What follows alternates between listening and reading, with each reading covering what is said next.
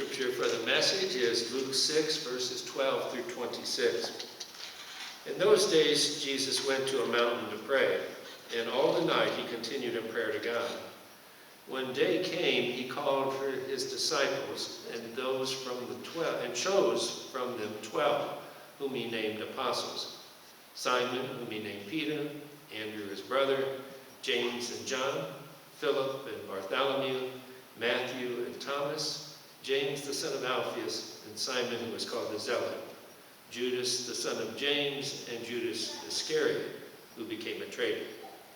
And he came down with them and stood on a level place, with a great crowd of his disciples and a great multitude of people from all Judea and Jerusalem, from the seacoast of Tyre and Sidon, who had come to hear him and to be healed of their diseases. And those who were troubled with unclean spirits were cured, and all the crowd sought to touch him, for power came out from him and healed them all. He lifted up his eyes on his disciples, and he said, "Blessed are you who are poor, for yours is the kingdom of God. Blessed are you who are hungry, for you shall be satisfied. Blessed are you who weep now, for you shall laugh. Blessed are you when people hate you, when they exclude you and revile you and spurn your name as evil on account of the Son of Man. Rejoice in that day, leap for joy, for behold, your reward is great in heaven, for so their fathers did to the prophets. But woe to you who are rich, you have received your consolation. Woe to you who are full now, you shall be hungry. Woe to you who laugh now, you shall mourn and weep. Woe to you when all people speak well of you, for so their fathers did to the false prophets." May God add his blessing to the reading of his word. Let the time past suffice for doing like the rest of the world does, Peter says. Now is the time for acting in a different way, for Jesus' sake. There's an image of the Christian life, and it's swimming against the stream. Most of the world is going in one direction, and so many are going that way. It's like a fast current going in one direction. But our calling as Jesus' disciples tell us to go in another way. It's seemingly a completely opposite way, so that we're going against a strong current where it's hard to make any headway as everything is going that way and we're trying to go in this direction. It's easy to forget that the Christian life is different, that we start wanting to then act in and go in the same direction as everyone else. We start worrying about the same things everybody else in the world worries about. We start pursuing the same desires that everybody else wants to pursue. But then we lose our ability to show Jesus to other people when we do this. Jesus was different than everybody else. And he was different for the sake of everybody else. And so we have to act differently if people are going to see Jesus through our actions. That's what our text lifts up for us today. Excuse me. Where the Jesus' disciples have been following him, but he has to go off by himself to a mountain to pray, and prays all night long. And he comes down to a large group of disciples and chooses 12 from among them, and he calls them apostles. So the word disciple means learner, and the word apostle means someone who's sent out on a mission that belongs to the person who sends them out. So 12 people are going to be separated from the rest. They're going to act in a different way. They're not just going to be learners, they'll still do that, but they're also going to be sent out on his mission to do something for him. Now, they all come down to a large crowd that's there, many people even from miles, days' journeys away, all the way to the Mediterranean Sea, and they want to hear his teachings, and they want to be healed. And many healings are done. Then Jesus starts his teaching. And it's teaching about a different way of living. A way of life to where being poor and hungry and hurting and hated are to be desired. And on the other hand, being rich, well-fed, happy, and admired are to be avoided, even feared. Yet specifically, we see he says the poor will receive the kingdom. The hungry are going to be satisfied. The word satisfied is the same as the word for fed. So they're hungry now, but they're going to be fed spiritually in eternity.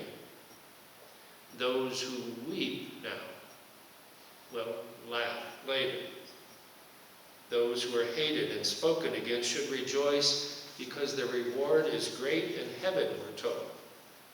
So to me, all this is against the stream. The stream's all going one direction, and we're called to go the other. It's the opposite of how people usually act. And yet those people, he says, that are willing to act in that different way receive an eternal reward later.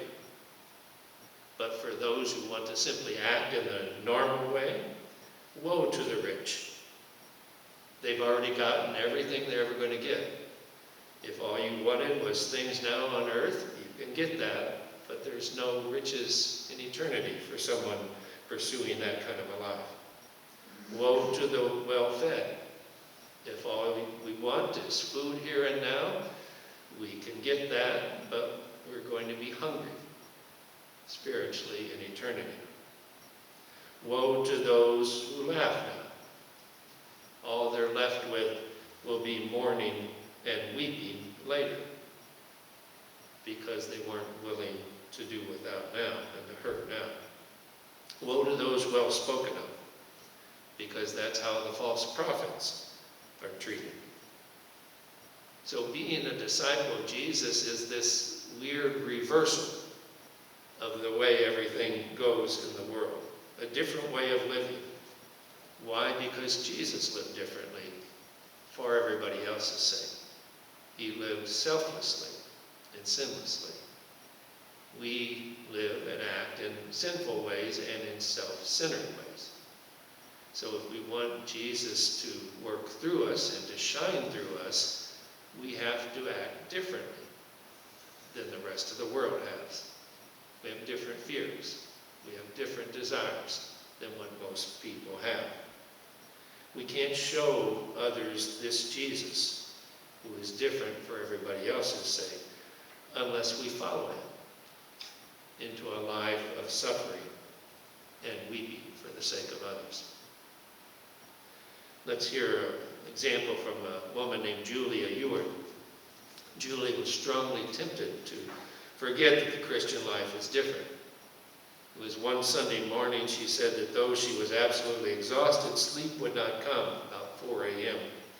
She didn't want to wake her husband David, who was a pastor, because he was going to be busy with church that morning, but she said tears spilled as I tried to silently cry out to God.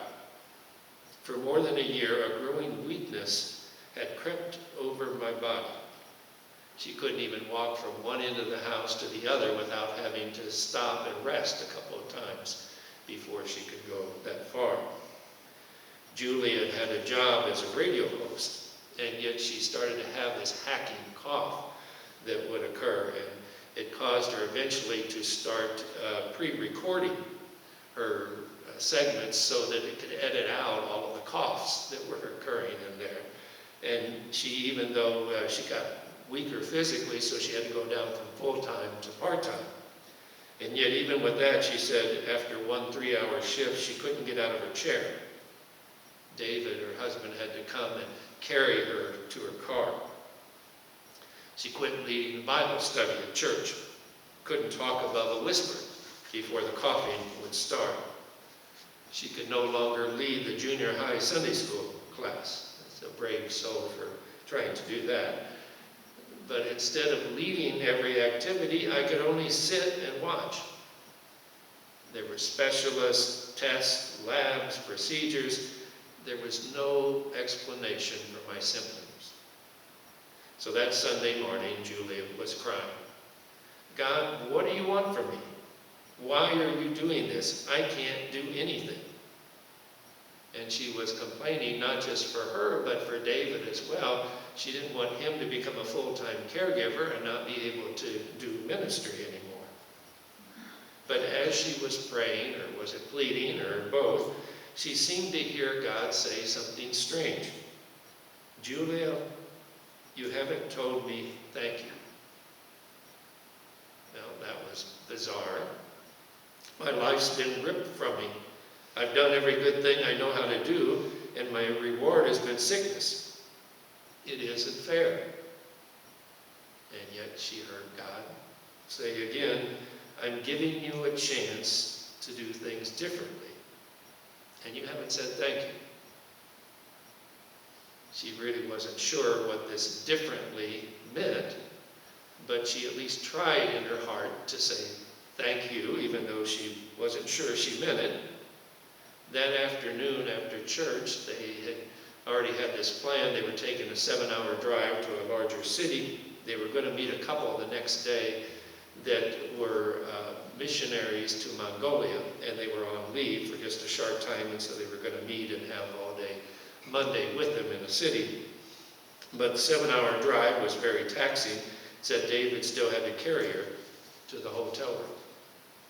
Well, the next morning, before she got out of bed, she could hear God say to her, I will heal you, but it will be a long obedience in the same direction. Now, she had no idea what that could possibly mean, a long obedience in the same direction. Well, these went to visit the friends. They were walking around a certain area in the city and going to various locations, and David kept pointing out places where there were benches where she could rest if she needed to. But she said, well, so far I'm doing okay. The friends didn't really know about all of Julia's problems with the weakness, and so they suggested a restaurant for lunch that was 5 blocks away. Julia cringed, and she said, I'm going to have a head start because I need to rest on the way. So she took off on her own, knowing that it's going to take her a while to get there. And yet, surprisingly, not very fast, but she was able to make it without stopping. Then they had lunch together, and then soon they were walking around in a market, kind of like a fancier sense of a flea market with lots of vendors having all sorts of items. And David and her kept staring at each other in disbelief. I wasn't overflowing with energy, but neither did I have to stop and rest. They both felt like God was working a miracle on that very day. At the market, there was a vendor that was having art prints for sale, and one of them caught Julia's attention. It was a group of children. They were all waiting for the school bus, and yet they all had their umbrellas up because it was raining very hard outside. All of them, except one boy, was off to the side from the group. And instead of having his umbrella up, he didn't have it up at all, and he's looking straight up into the sky, and he looks overjoyed as water is splashing on his face. And the title for the print was Smile at the Rain. Julia purchased that print as a reminder that God's loving purpose for us involves a different way of living. We act in a different way, like the little boy looking up instead of being under the umbrella. We rejoice and even give thanks in hard time and in the hard rains. For it is then that Jesus' light shines more brightly through us when things are difficult. We're simply called to a long obedience in the same direction. So, like Peter, let the time suffice that's been past for doing what the rest of the world's done. for now is the time to act differently for Jesus' sake. Swimming against the stream so that his love can be seen in a greater way than if we were doing things the way everybody else does them. Unless we want to lose the ability to show Jesus to others, let's not run away from trials and hurts and tears. Our reward will be great in heaven, because it's during those times that others will see Jesus most clearly. As his disciples, may we too keep a long obedience in the same direction.